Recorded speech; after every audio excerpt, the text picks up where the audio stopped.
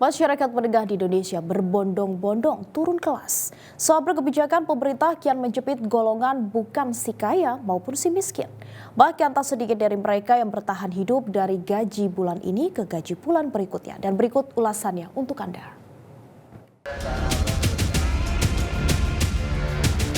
Tabungan pensiun dan lain-lain itu bisa sekitar 2 sampai 2,5 juta sih per bulan.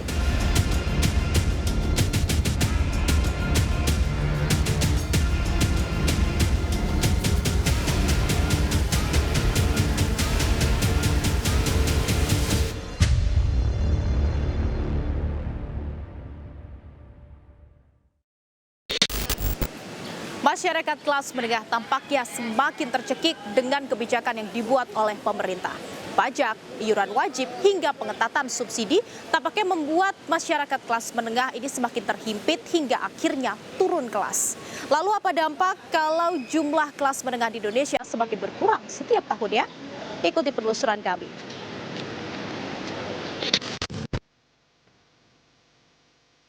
Sudah jatuh tertimpa tangga pula.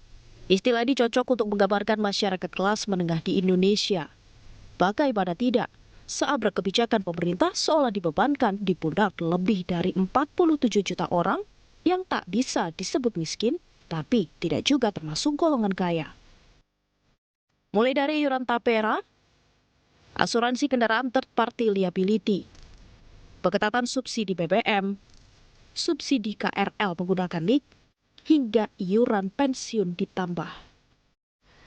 Jangankan menabung, sebagian besar gaji mereka hanya bisa untuk menyambung hidup hingga gaji bulan depan.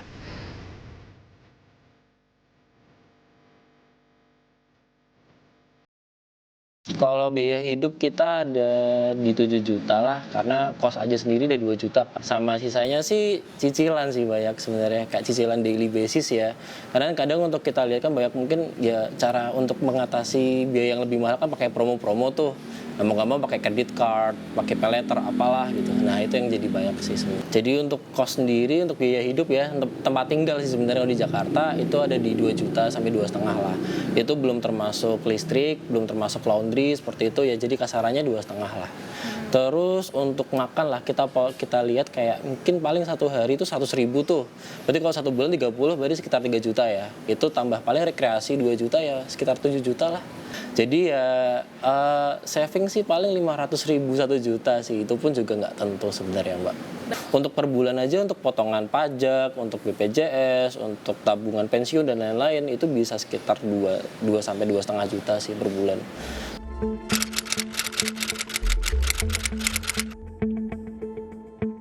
Ya memang sih kan kalau kita lihat kan harga rumah paling nggak di Jakarta 1M ya. 1M pun itu pasti paling dapatnya yang di perumahan yang paling 2 lantai kecil, carportnya cuma 1 misalnya gitu kan. Itu pun juga cicilan bisa sekitar 8 sampai 10 juta per bulan dan itu kan hampir menghabiskan seluruh gaji ya daily yang kita dapat gitu. Even nanti bersama pasangan misalnya, itu pun juga pasti berat sih.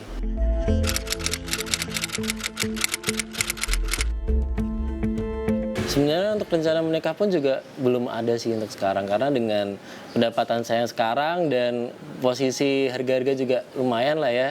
Jadi agak susah sih untuk berpikiran ini kayak mau planning menikah nih dalam mungkin 5-10 tahun ke depan. Bahkan kalau menikah kan kita nggak cuma mikir nikah selesai ya.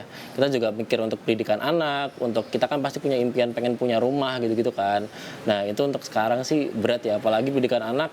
Ya nggak mungkin dong seorang orang tua pengen pendidikan anaknya gitu-gitu aja, pasti pengen yang terbaik kan. Sedangkan untuk sekolah-sekolah yang bagus, itu range-nya bisa ratusan juta per tahun tuh berat sih untuk itu. Jadi untuk sekarang sih masih plan untuk fokus di karir dulu aja.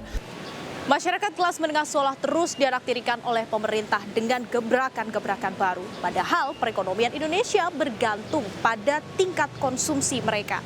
Kalau menurut Anda pemirsa, apa yang harus dilakukan oleh pemerintah agar masyarakat kelas menengah tak terus turun kelas? Dari Jakarta, Tim Liputan, Metro TV. Jelajahi cara baru mendapatkan informasi. Download Metro TV Extend sekarang.